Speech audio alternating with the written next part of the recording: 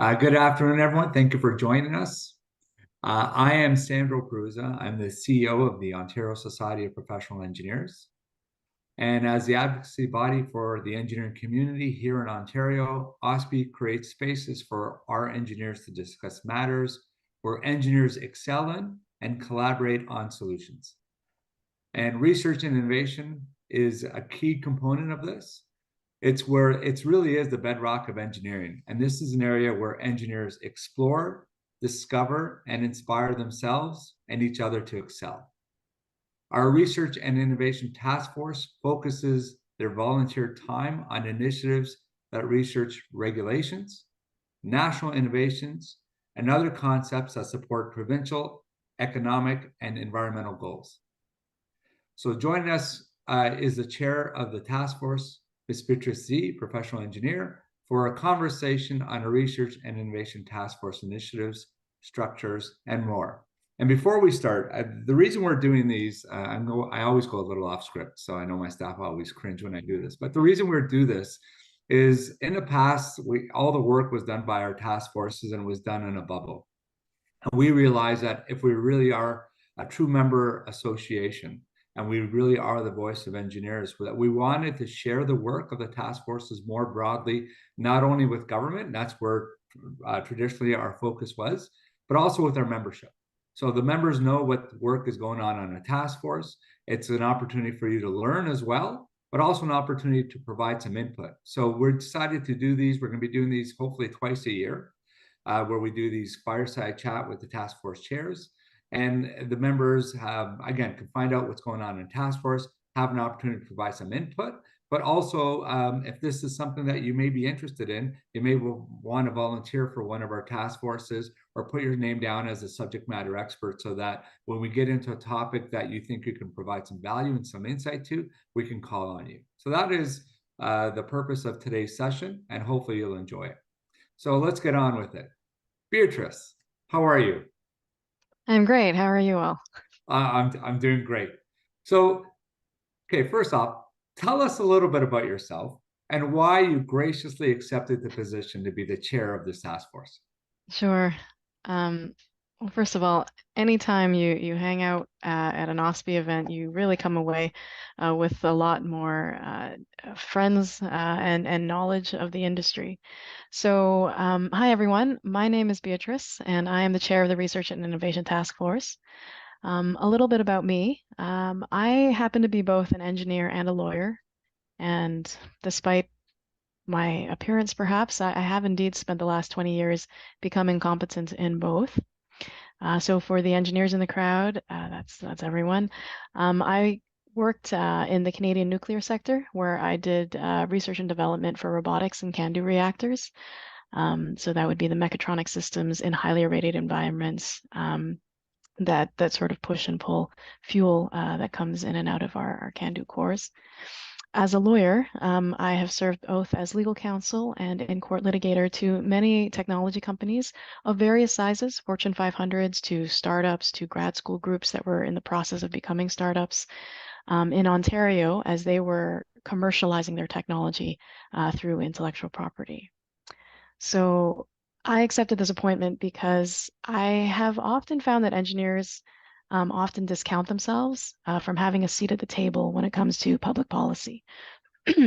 Like as technical people, I think we often think of ourselves as sort of the low level detail support to those who are making important high level decisions.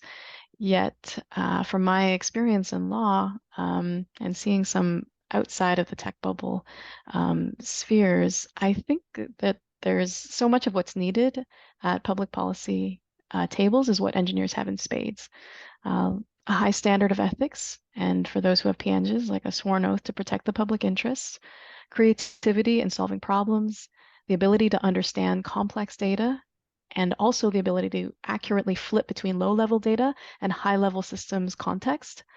And so for me, I see this role as an opportunity to serve my community and the province of Ontario by helping engineers find their voice and in ensuring that voice is heard. Excellent. So I'm very grateful that you accepted the role. I got to know you over the years before you joined the task force, and I'm so excited that when you stepped up and took on a chair. So, not only yourself, but all the task force members are extremely confident and well established in their careers, and they do have full-time careers. They do have busy lives, and they have chosen to volunteer their valuable time with OSPI.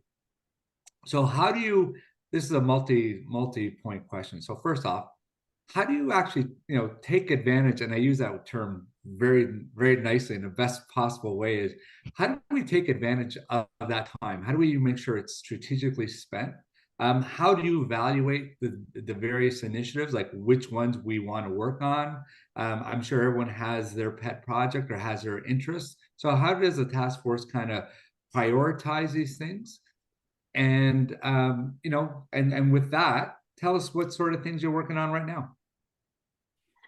Yeah, so I can't speak for all of the task forces. They are, just so you know, everyone who's a chair on all the task forces, they're extremely competent. But on mine, the first question is a great one. Time. Uh, I'm a volunteer. All of my task force members are volunteers, and I always like to say, this is your after tax um, personal time during your lunch hours that you've chosen to give back to your community. And so I take that with a lot of respect. Like I take that very seriously. So for me, it's being pointed on what do people really want to do? Like, how do you want to change the world? Like, what is it that you think that you could bring that you don't see being brought in the world right now? And I try to find projects that align with that technical expertise, with the advocacy piece. The other thing is OSPI staff are amazing. We do have two full-time support people who are there to help ease a lot of the administrative burden, and we are very grateful for their support. So I just try to run really quick, efficient meetings that give people joy, as well as give us the deep subject matter expertise. Everything you do in your life, you should try to, you should do what brings you joy. So that's the answer to the time piece. In terms of how task force initiatives are selected, absolutely uh, great question, a fair question as well. So historically, the chair does have a lot of discretion in terms of setting the agenda. So a good example of this would be my predecessor, who was Nick Bergwin, who's still in the community. He was the former task force chair, and he founded, before I joined OSPI, he had founded a small data working group to explore via blogs what artificial intelligence is. And he and a subject matter expert, Emmanuel Corthe, were in the process of writing some blogs.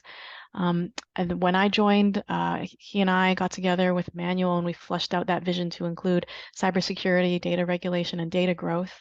And it turns out there was a lot of interest from our membership, and these blogs became full-fledged reports, which you've seen in The Voice, which you can check out online. So now the data working group has become sort of one of our more successful working groups, and that sort of began as a bit of a chair initiative.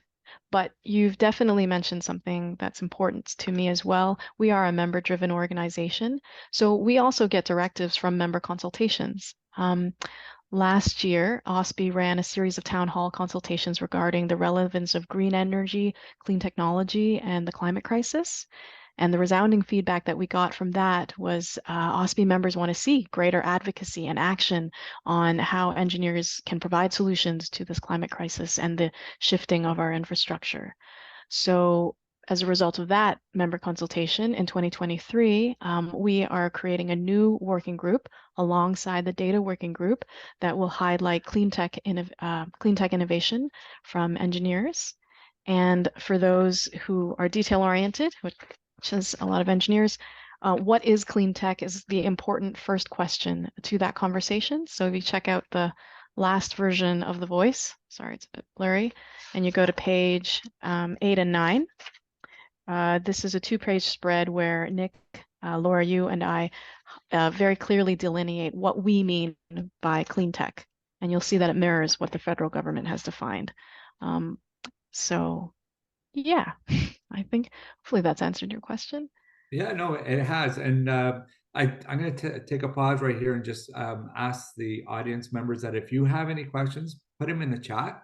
And it'll be my job to pull out those questions and ask you on your behalf the questions to Beatrice. So you mentioned the data working group, and that's good. So a bit of a personal story. Do you remember when we first met? Yes. So it was an OSPE member appreciation event. It was at the Hockey Hall of Fame.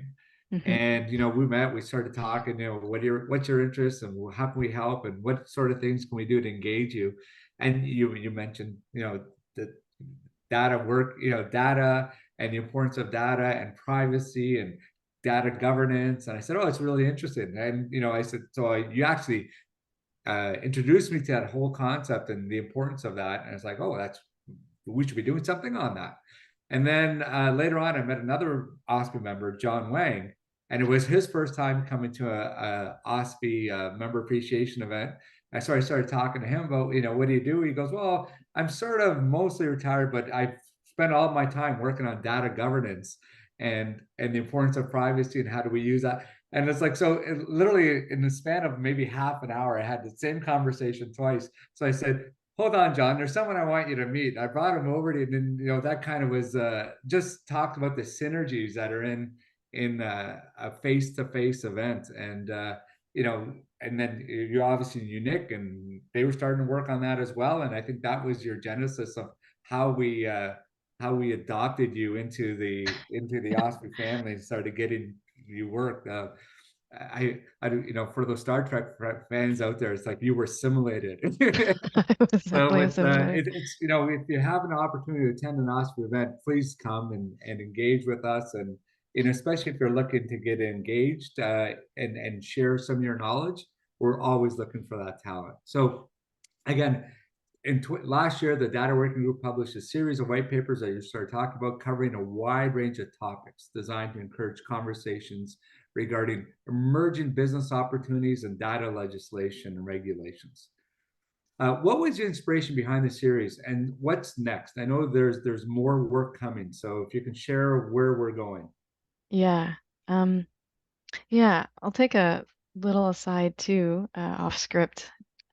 For the majority of my engineering career, I think I was like um, many of my friends. I wasn't very involved in the engineering community. I knew PO was a thing, and they had a few AGMs. I couldn't quite sit through all of those. They're quite long, and OSPE was someone they were kind of evolved on my campus, but I wasn't super involved. So this all began when I was a workaday engineer lawyer. My friends called me the engineer, helping tech companies commercialize their IP. We're helping like grad students go from the lab to like a startup so that maybe they could get past Series A, like it's a hustle, right? If anybody's in the startup space, it's a hustle. Um, but apart from how do we protect our research and make money off of it, I always get these questions. Hey, I also have these banks of data, and I'm a little worried that, engineers we're very conscientious. We don't wait necessarily for people to tell us what the right thing to do is. I find a lot of engineers are always asking, what is the right thing to do? Because we want to change the world and have a positive impact. So, yeah, so I was like, there's an organic need. I was having lots of beers with different CEOs and CTOs trying to get more free advice from me. And I could definitely point them to lawyers, but I thought over time I was like, I really think this tribe as an engineering community, we can have this conversation too, and we should start to have that. So that's how I tumbled. Someone said, "Hey, you should go to this OSPE party. You can touch like the Stanley Cup." So I had never seen the Stanley Cup or a replica of it up close, so I thought, why not? And one thing led to another. It's a really great environment, and here we are. So that was the genesis of it. There's the inspiration is really what does responsible innovation mean in the 21st century, right? Like we have our rings, which, as lore would have it, originates from the galloping Gertie and collapsing bridges. And, when we're trying to innovate really fast and learning along the way, we have an idea of the impact, the immense impact that our work can have. But now that we've gone past, physical buildings into a digital space and a digital physical space now, what does that mean? So for me, that's kind of personally and professionally where the inspiration came from. Um, and the next steps. So on the data front, that work continues. We have started with a series of white papers that are 4 reports that you can check out in The Voice. And we are next going to be doing member consultations, just like we did with Clean Tech last year. I'm going to be appointing my successor on the data working group, as I've now taken over responsibility of the whole task force, and we have someone lined up, and we hope they will accept. But the first job of that person is to hold a town hall that you all can attend if you'd like, and the same thing will be we will ask you guys questions about how relevant this is to you, and we'll also invite anyone to take the floor to share their thoughts on data innovation. Next steps after that, we are also going to be producing more white papers to follow on what was produced last year. We have someone who's very interested in sharing her expertise and knowledge on quantum computing. What is it? And what is the regulation happening in this space as well? So that's what's happening on the data space, and we hope that it will continue. It's meant to be an internal, thoughtful, technically competent conversation among our community that we're having open source publicly so that folks who are not part of the technical community but are policymakers trying to get their head around our work can have a good understanding of this space. So we hope you'll join us in this if that sounds good to you. I'm told I'm pretty good to work with, so yeah, come join the party. Okay, thanks for that. Again, just encourage people to drop in their questions or comments into the chat, and make sure that your voice is heard. So part of why OSPE exists is as quote unquote the voice of Ontario's engineers. We really the staff don't really solve the problems. Why the organization, I say, really doesn't solve the problems. What we do is we create the platform for engineers to get together to discuss, identify, and solve the problems. And that's really, and one of the vehicles for us to do this is through the task force. So again, looking forward, you talk a lot about data governance and some of the and quantum computing and all the other things. Obviously, our what we want to do is kind of shift policy, right? Get these ideas into action and then shift policy. So how do you think the priorities may shift as we start to accommodate bigger issues or other issues like, for example, the climate crisis? Yeah, I think again, like the data will direct, the papers, the call out that we've put forward is any engineer that is doing development in clean tech space, in consultation with Jeff Sheffrin and others who are leading the study of this complex issue from different angles. We are going to be seeing more research and development to come up with different solutions to these problems. So for our task force, it's very simple. We're creating a new working group that's going to develop a line of white papers, podcasts, and other opportunities for engineers who are thought leaders to clearly share their work in this area, and not have to feel like they got to wait until their series, they're past Series A and they've made the front page of the National Post as being a super successful technology company before they can get their ideas out there. So that's kind of how I think we'll see that shift. The other things that we are planning to do on the Research and Innovation Task Force is work more closely with the other task forces to enable them to have kind of credible white papers that ground their policy suggestions, because sort of policy positions that are not backed up by strong subject matter expertise or research can often read a bit flimsy when it gets to the final policy makers, because it's a team. They will be researching whatever we would put forward, and they will be reading the supporting documentation. So one of the things that we do really well on the R&I task force is we really craft great white papers in consultation with our members. And just as a plug, if you're ever putting together a white paper while I'm on the team, you will be attributed as the first author, first, second, or third. Yeah, because that's an important part of innovation and thought leadership. Excellent. Um, so before we get to the last question on my list, I have another question because we talk often about policy and trying to direct policy. And I think that's foreign to a lot of engineers. So, with your day job, you actually get to do that. So why is it important that engineers have a seat at the table when it comes to government setting policy and regulations? Mm-hmm. Yeah, this is a good question. It comes to that age-old adage, I think. The devil's in the details, right? Um, it's very easy to have a great vision of the future. They all kind of do look the same. In some respects, it's positive, but how do we get there? And I find engineers, we are very practical um, professionals. A lot of our training forces us, we don't even know it at this point, but we force ourselves to ground our suggestions and our leadership in what is, right? What does the data show? What do we believe to be true? What does the data show us? And I think that is a very important touchstone for anything that is new, right? When we're into frontier technology, when we're talking about the safety of a digital world that we're building, nobody's saying that we should like kill artificial intelligence or new technology. Far from it.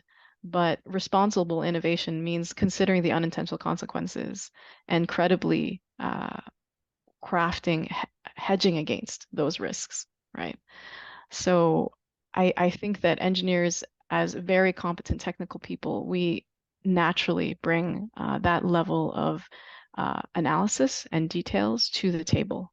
So I think that engineers like that technical competence coupled with our clear communication style and the mechanism that you've built here at OSPI is incredibly important. Right. I gotta add to that too. It's other there are other programs out there, other initiatives out there that are really trying to tie in the engineer's competence to action. Whether it's climate action, whether it's tech stewardship, another initiative that OSPI is involved in. And it's really tying it into your professional obligation as a professional engineer. Again, I go back, I'm a bit of a comic book fan. So, the whole Spider-Man thing is, with great power comes great responsibility. Well, engineers have this unique way of looking at things. And I think one of the things that they excel at, that government maybe doesn't excel at, is actually identifying the problem first that you want to solve. Uh, I find sometimes government rushes too quickly to a solution without even understanding what the problem is. And the solutions that they come out with aren't very nuanced because, again, they don't understand the problem and they don't understand how things work from a scientific perspective. And really, that's the value that engineers have, right? It's an applied science. It's understanding how science works and then finding a solution to that perspective. So, if you really want to make an impact with your engineering knowledge, uh, and you really want to protect society and protect the public and protect the environment, I think a unique way of doing it, a very integral way, and a very powerful way of doing that, is ensuring that public policy coming out that affects society is grounded in evidence-based scientific and engineering principles. And really, that's, again, government, specifically on their policy side, there are not a lot of engineering graduates or professional engineers on the policy side. So it's a skill, it's a competency that they lack. And I think that is a great opportunity for OSPI and our members to step into and provide them with that analysis, with that viewpoint of, here's what we think the real problem is. And hence, using a multidisciplinary approach and bringing together some great minds, here's a way to actually solve that problem. And here's how you achieve that solution. And I think that is a great way to follow through in your professional obligations as an engineer. I'm so indebted to the work that all the task force members, all the volunteers at OSPE do, that we really can't be impactful without that. So, hopefully I've sold the value of the task forces and through this conversation, the valuable work that they do. So if people are interested, you said contact you. So, how can, beyond contacting you, how can they be involved? So, share with me what you're looking for and how they can get in touch or how they can get involved. Yeah. Um, we're always looking for subject matter expertise. So anybody who's either in their day job or maybe you're a grad student working on your thesis and you've got some research that you'd like to share with the world, we're very happy to have you join and potentially work on a white paper. Um, a lot of the members that have joined and they keep coming. My pitch for OSPE is it's kind of like Good Life. It's like a Good Life membership for professional development. Many people have day jobs and they're working on, the problems assigned, right? And they're probably, well selected or maybe they're not. But maybe you have in your heart a thesis that you wrote that you really want to share with the world. And maybe, if you want your superiors to take a look at it, this is a good opportunity for you guys to build your own credibility as subject matter experts in cybersecurity. Like John. John has spent his whole career helping with data governance, and we were very grateful for his white paper that, positioned him as a subject matter expertise, gave complete fluidity, like there's no barrier between his research and the wider public, and it's now being referenced by some fairly interesting uh, organizations who are looking for subject matter expertise in that way. So I would say if you want to get involved, consider joining the task force with a view to penning a few white papers yourself. You could pitch it within your own companies to say, hey, maybe to your marketing team, like, hey, we've been developing some stuff. Are we ready to go public with it? We think it it has value in the world. Yeah, come on over. We'll take good care of it and take good care of you. If you're not that interested in getting technically involved, but you just sort of want to see, we have a few administrative roles where you can sort of just come to the meetings and meet some of the folks and see what we are all about. So you are also welcome to simply join as members in that regard. In that case, you'd be playing a supporting role to support other people who are taking the stage and taking their name out as subject matter experts. So yeah, all are Perfect. Actually, welcome. that's a great segue to our first question. So now we're getting to the audience question. So the first question is, because you were talking about subject matter experts, Yeah.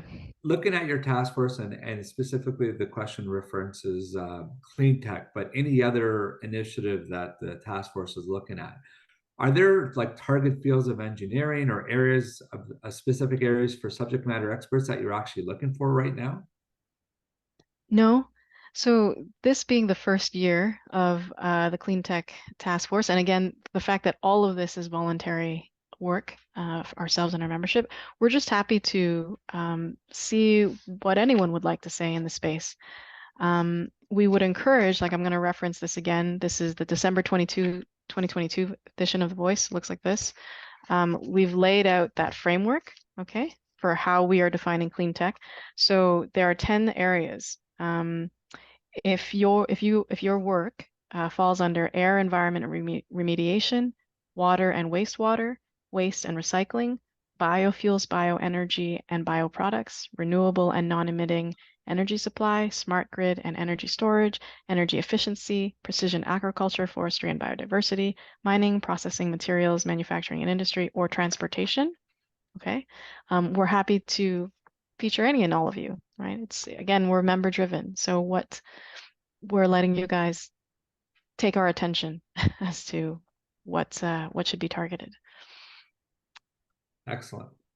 Okay, second question.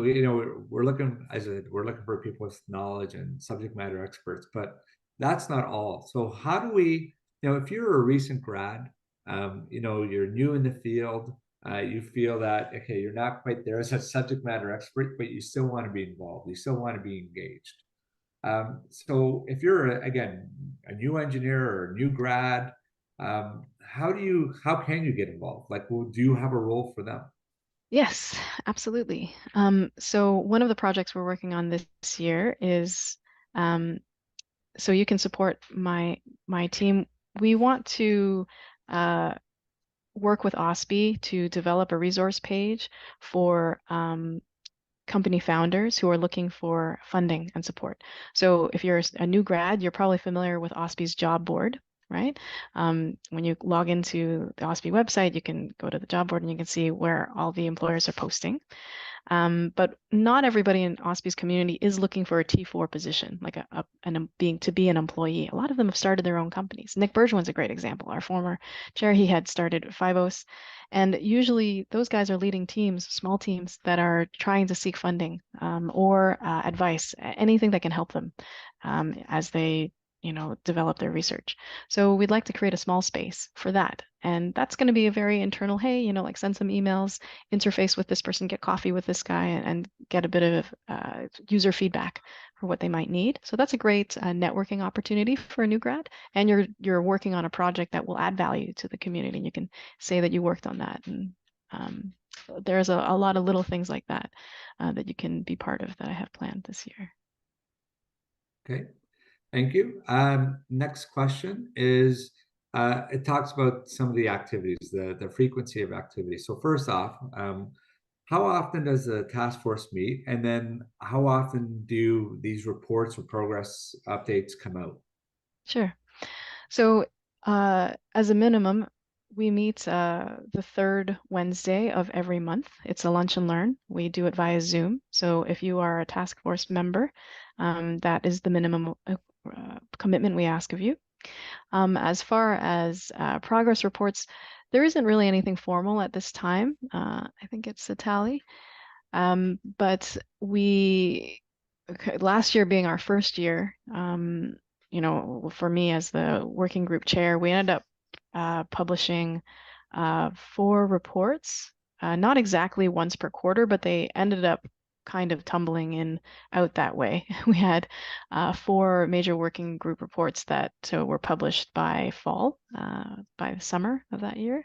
I think we're aiming for the same timeline. We're going to get a new wave of reports from our SMEs. These would be white papers slash reports that will come out probably end of the summer of this year, just in time for the fall conference in November. So that any of those subject matter experts who wish to take the stage, they can do so and sort of have that second version of their thought leadership showcased. Yeah. Okay. Excellent. You mentioned the conference. I know the Research Innovation Task Force presented at the conference last year Yes. in Ottawa. So can you share some of the experience and the interaction that happened between the task force members and the people in the audience then? Yes. So it wasn't long enough. That would be my critique of it. We had 1 hour, and the 4 subject matter experts who published their white papers, which became reports, were all on the stage, and we had this really fulsome discussion on artificial intelligence, cybersecurity, data regulation, and economic growth. 1 hour was not enough. So that's the reason. So it was a very positive experience, I think, for all. A lot of people continued with that conversation. Some of those subject matter experts are going to write second versions of their reports now to continue on. And of course, that is going to be the starting point for our member consultation. We're going to start from that. If you're going to go online and look at our archives, where we read the reports, watch the panel discussion, and then come to our member consultation.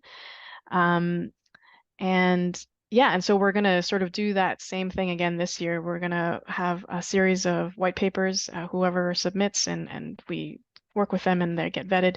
If they get through and they're published, then those folks will have an opportunity to take the stage this fall at the 2023 conference. So yeah, so it was a very positive experience. It's like the technocracy where we're talking as a family about these new edge conversations, and we're letting everybody who's not an engineer listen to us, and so they can follow along.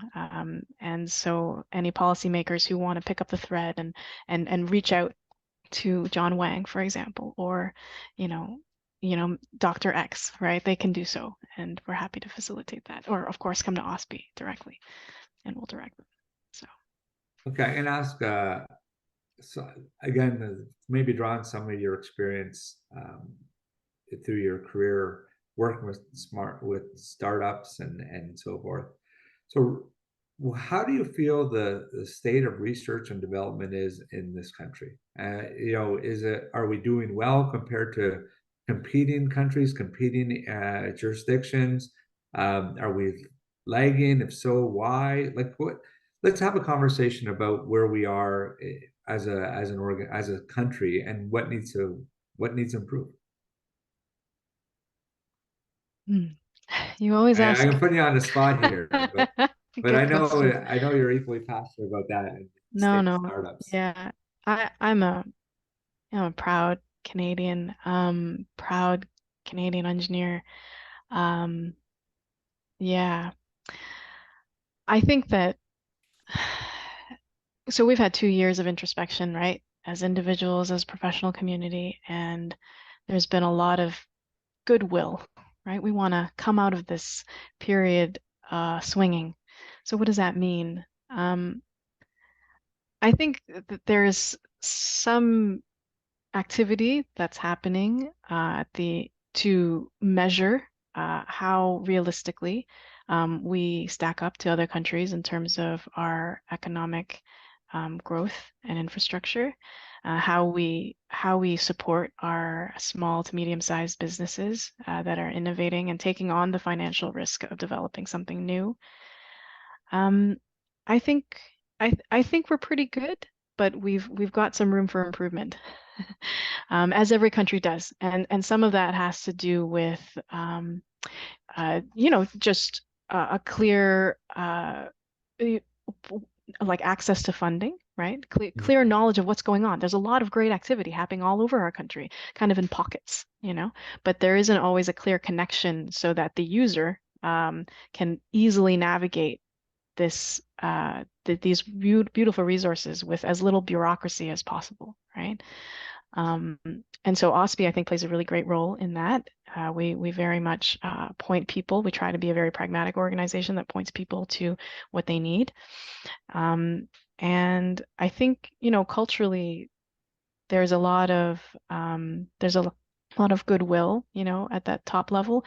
But structurally, I think some of our systems could use some updating, right? So that somebody who has an idea can get quick access to what they need or have a good view of where they might take their ideas. If it's not money, maybe it's resources. So I've evaded the answer a little bit, but it's No, generally no, positive. it's no, Yeah. it was sort of well, I don't know if say it's an unfair question, but it was I put you on a spot, and then but I know we have a strong friendship, and so I'm taking advantage of that. And you know what? Reciprocate. If there's a question you have of me, you want to put me on the spot, please do so. And that goes to the audience as well. This is your opportunity to ask the CEO a question and put him on the spot. So feel free to do so. It's so looking at this field, again, going back to the fact that you're a new engineer, you're either newly arrived in the country, you're looking for opportunities, or a recent grad, or you're looking to switch careers. Where do you see the opportunities in this field? Yeah.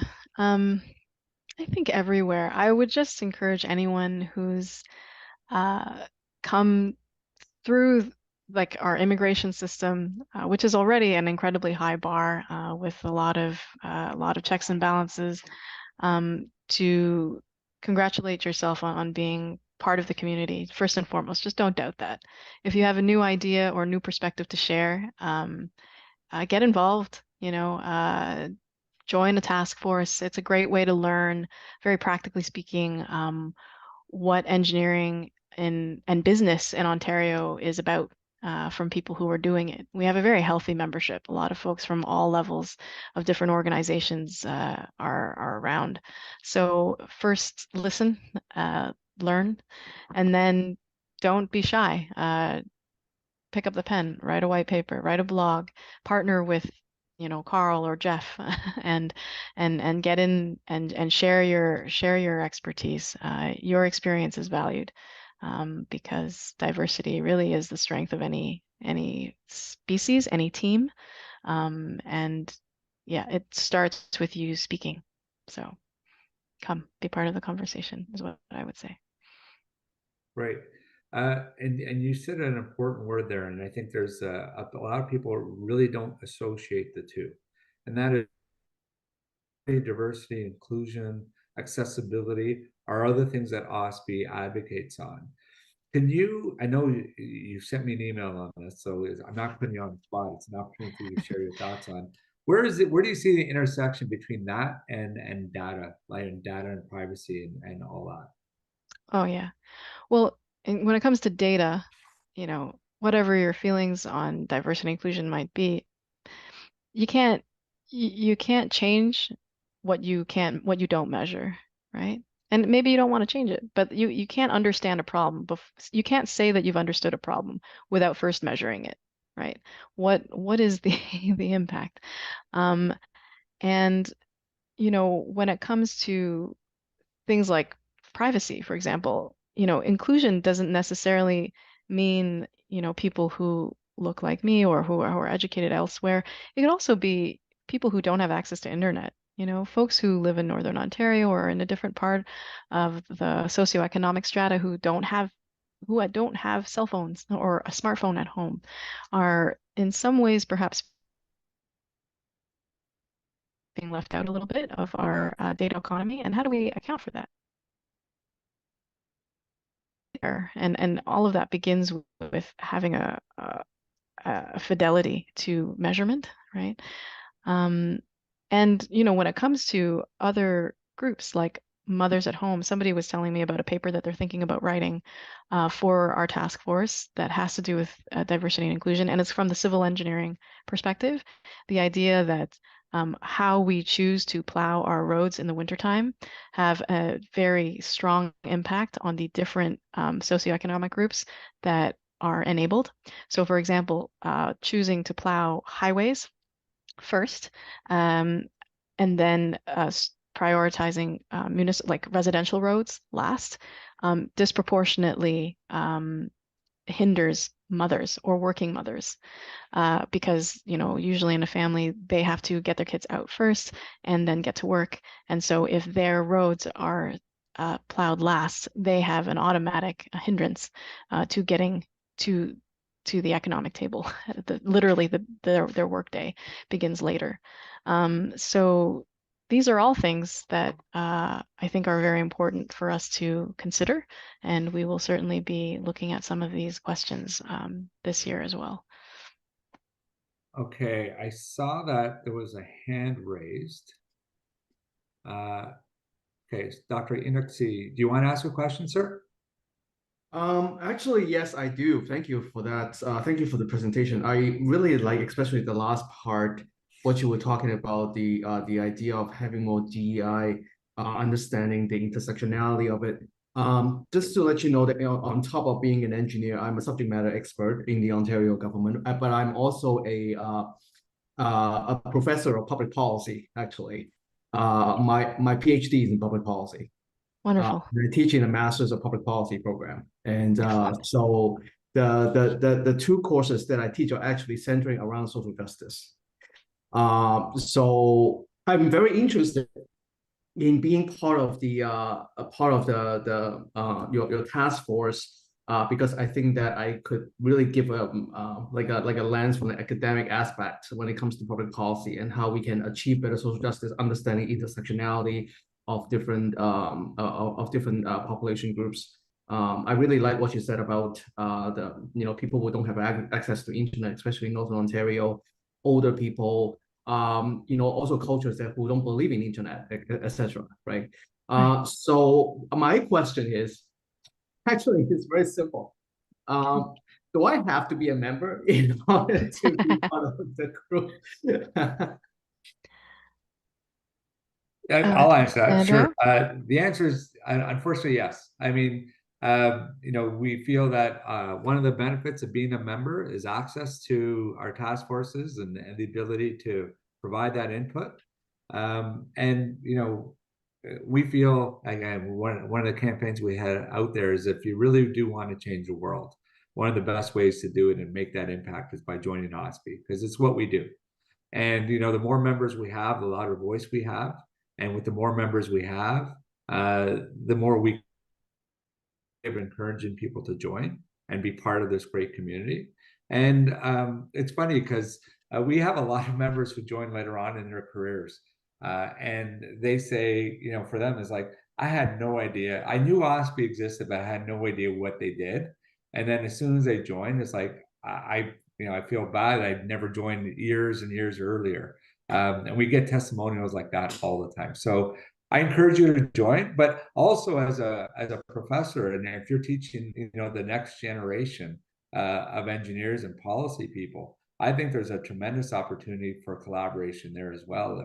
If we can have some of our task force, you invite some of our task force members to come and talk to your students, or have some of your students come and talk to our task force members, and get that that informal internship that way as well. So I think there's a great opportunity for interaction. Beatrice, sure. anything you want to add? Yeah. Yeah, one thing that I wanted to add to actually Sandro. I would like to continue to interact with Beatrice on this, because she's a lawyer as well, and I'm a policy professor, so I think that we will have a lot to discuss for sure. Just wanted to say that yes, I understand that OSPE needs the membership, to keep running. Just wanted to let you know that it's not exactly accessible. You have to join in order to put your opinion or put your perspective in there. Just wanted to put it out there. Just wanted to That's fair. If I may raise a point, yes. So Dr. C, definitely come talk to me. I would be very happy to work with you. But just a little plug, I think, for the practical. It's a fair point. It absolutely is, to the accessibility crowd. From a very practical point of view, one of the ways that we are able, or at least that I am able, to be very judicious with everyone's time is because of the support of the staffers that we have, who can really take on a lot of the administrative work for us, so that we can be totally streamlined to focus on that which we love, which is ideas and research, and thought leadership. And their salaries are paid respectfully through those fees, and we do believe in supporting them. So it is one of those practical things. If only all this work could be done without that kind of effort. But having been in the trenches, I know that it is a reality. So I would encourage you humbly, if you could beseech your current employers. Most current employers actually are very happy to sponsor the membership fee, so it's not coming out of you. If there are any other accessibility issues like signing up, you only have to be a graduate of an engineering degree anywhere in the world to be an OSPE member. You don't have to have graduated from a Canadian university or an Ontario university. So, membership is open to all. Unfortunately, I've looked you up, Dr. C. You and I share a bachelor's from U of T of mechanical engineering, so we would encourage you to join as an engineering member. I say this because if anyone's watching who is not an engineer, but maybe a lawyer or an accountant with a liberal arts, or an equity, or just a pure policy or humanities background, you're also welcome to join. But we would invite you to join kind of as a guest, and you wouldn't have to pay the fee. But you would be like a not member, but you'd be a member of the task force, but a subject matter expert. So they don't have to pay, but we do. But then you get a lot of other benefits too. So we're happy to connect with you. Okay, we have two more questions. One's a comment. I'm going to read the comment first. Okay. And it says productivity. It's not a direct measure, but it ultimately ties into what we want to achieve, which is creation of value. Canada needs to improve a lot in this metric. And did you have any comment on that comment? No, Jim, I don't disagree with that at all. And maybe measurement could be a subject for 2024, like how do we know how we're doing, right? Like there's so many so many groups out there that just sort of meet and talk, and it's all very nice for our LinkedIn's and whatever, and we've got activities, but are we really contributing something meaningful to the national or provincial and national conversation, which is how do we actually benchmark our progress, right? So I can't disagree with it. I don't have anything in the alternative to ask, except that there are many smart people, I'm sure, many on this call who have thoughts on this. So yeah, you planted a seed for me. Maybe measurement is something that we should think about next year. Yeah, and he says it's answering Satali's question, which can you share what would be your best path to measure our Oh, country's okay. success in innovation? Is it the Oh, okay. I percentage see. of shred filings? Is it the rank in the OECD? So is it productivity or is it some other measures? Yeah, I think truthfully, on the spot, I don't know that I would comment right now. I'm kind of that kind of person. I think all it's a very good question, and all of these have been discussed. Like anybody's in the startup space, they know Shred, Yeah, OECD filing. Also, other suggestions could be like a number of startups that make it past Series A, number yeah, of Canadian startups that make it past Series A and are not bought but remain Canadian owned, like 5 to 8 years out. Not just like building for the purpose of acquisition by an American or European company. yeah, These are all potential measures. And so I would say, just based on this conversation, initiated by Satali, I think we've on this call touched on a potential topic that we could be discussing this or next year. And I'm hedging because, I've committed to a lot already, and we have a small team, and we're all doing it after tax volunteer time. So if any of you are interested in this, by all means, come to me and we will talk about how we might enable this, yeah, practically speaking, this or next yeah. year. So we're at the end, but I just want to also add a comment to Jim's about being outcome based. I remember talking to the provincial government about this, and they were boasting the fact that Ontario and Canada had the highest number of startups per capita. But then I said, okay, take that a step further. How many scale ups do we have, right? And how many don't get sold or move outside the jurisdiction? And then we become laggards. So it's really not about our ability to start up. It's really about our ability to scale up. And one of the things that OSPI had advocated for in the past is that as these new technologies are being developed by Canadian and Ontario engineers. They come up with a new technology and then they're ready to go sell it to the government or procurement agency. The first question they'd ask is, okay, where have you sold this outside Ontario or outside Canada?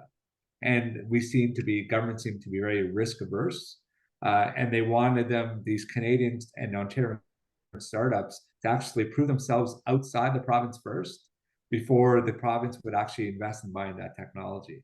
And I thought that was the worst waste of money we could possibly have. If we're, giving, on one hand, giving some money to a company to start up and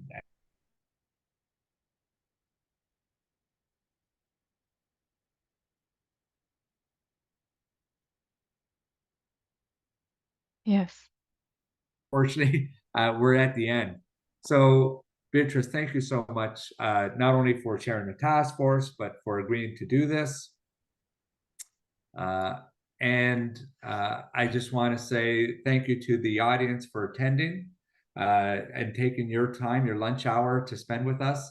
We're doing 2 more of these, I know, over the next 2 weeks. So encourage you to, if those are topics of interest, we have smart cities is one, and we have energy is the other one.